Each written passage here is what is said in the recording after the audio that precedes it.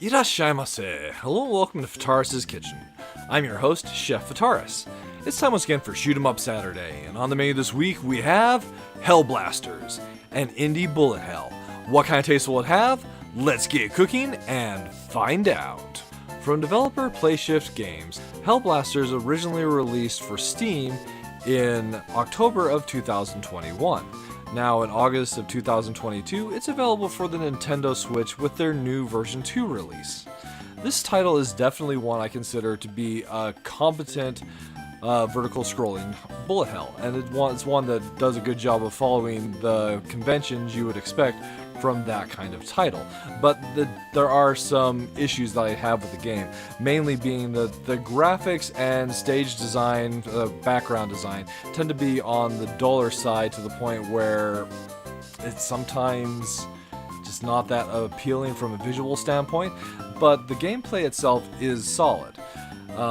If that's something, and if this title is something that you're interested in checking out, there is a demo available on Steam, unfortunately not the Nintendo Switch, so you can check that out, see if it's one that is right for you. With all that said, diving into the main menu, there are a few modes you can experience this game in. There's the arcade mode, where you have 5 stages, you're playing through all of them, and this is a decent challenge with 5 difficulty settings, so there's a lot to appreciate there, but some of the stages do get a little bit long and kind of overstay their welcome. Story mode takes those 5 stages, breaks them up into 36 stages, so much smaller segments, and intersperses some visual novel storytelling throughout all of that. You also have a really fun score attack, which is different from the other stages of the game. And lastly, the arrange mode, which is the one we're going to be playing the game in today. So selecting the arrange mode, we're taken to our select difficulty. If we were playing in arcade, then there would be the 5 different difficulties, journalist up through mean.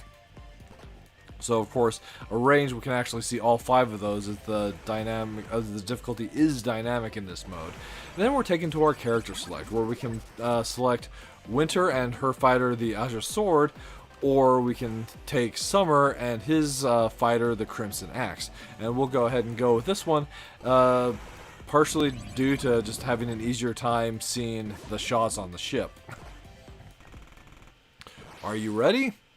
And bam. So here we go with the first stage of Hellblasters on arranged difficulty. So the game starts off on normal, and depending on how we progress throughout the game, the difficulty will either scale up or will scale down. As usual, it seems like the normal elements of of a dynamic difficulty do apply here, so losing lives will lower the difficulty, using bombs will lower the difficulty, but performing well, getting a lot of enemy kills and I'd see high score will raise the difficulty. So as I mentioned, this game does do an excellent job of following the conventions of most bullet hells. So as usual, we have a primary shot, and for both fighters there's a spread with the rapid shot, but it's also possible to use your main shot to hold it down and get what's basically focus fire along with focus movement. And in this mode, we also have our hitbox available as a small bright X on our fighter, so we know where we want to avoid encountering the enemies. So arrange mode is one I wanted to go and show off for a couple reasons. This is their new mode, and it adds a couple things that the other modes simply don't have. There's these point items that the enemies drop, which I think is like a really fun, as it helps dynamically scroll not scroll, but dynamically increase the values that you can get throughout the course of a stage. There are ways to do that with both the standard arcade and the score attacks as well, but I like just that a little bit extra that adds. In addition to that, it also adds a couple different options that we have available to us. Right now I've got the rotation option that moves around the ship firing shots, just giving us a bit of additional firepower.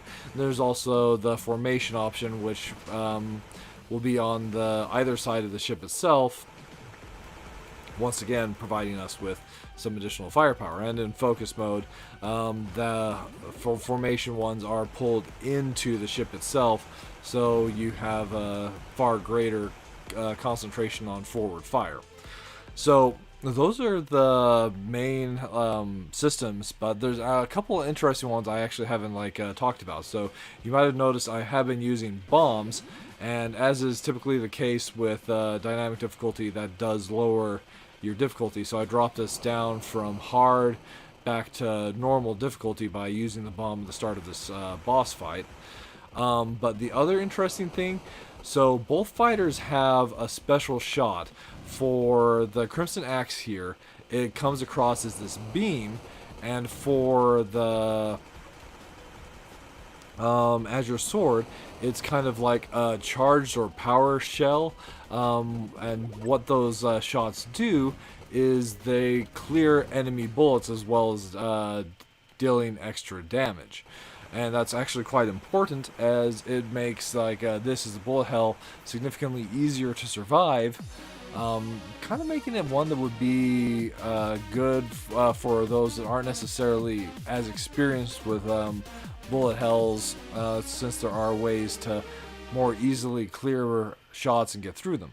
And those have, once you use one of those shots, you have a circle that appears around your ship, and depending on which fighter it is, there'll be like segments broken up onto it on the Azure Sword for what kind of where you happen to be at and how many shots you have available, whereas on the Crimson Axe here, it just is more just a straight charge. So the more damage you deal to the enemies, the more that charge builds, and as you can see, it goes around. If I fire it, then it'll go back down fairly quickly if I hold it down. So it's one that's great for pulsing and learning just the right timing to go and use it, or using it in escape situations is actually really satisfying for bullet hells.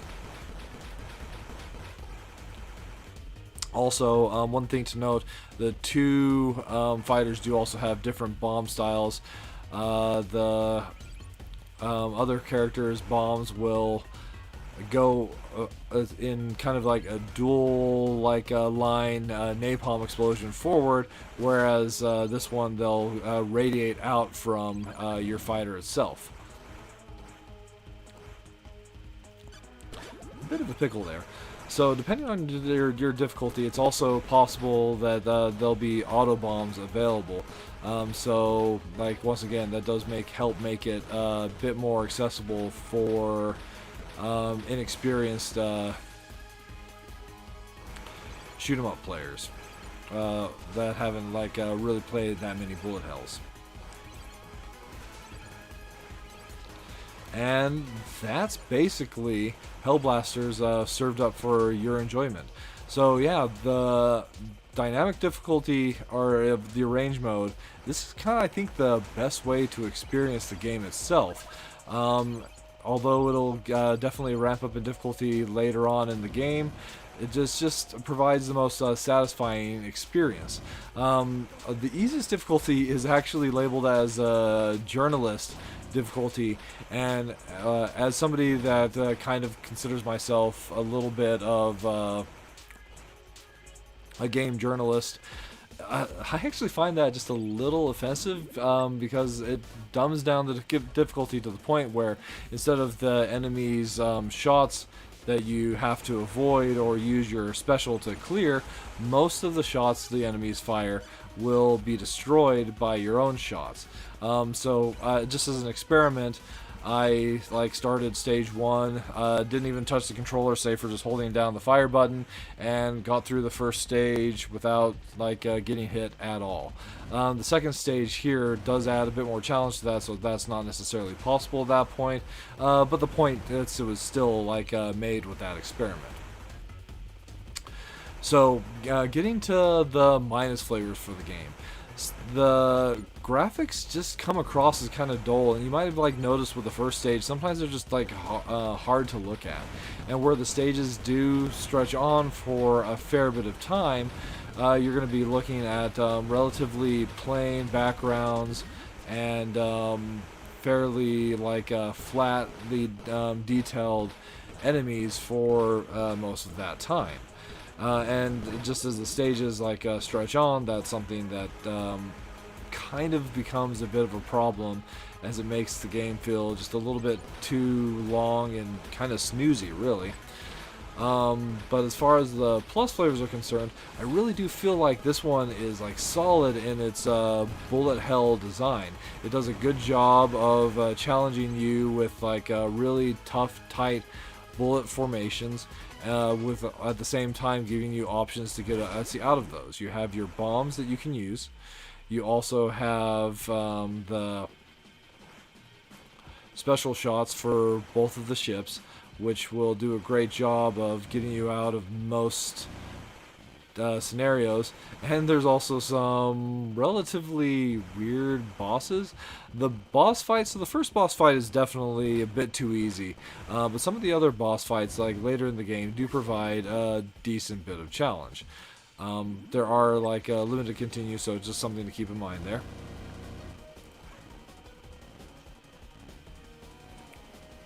So, there you have it.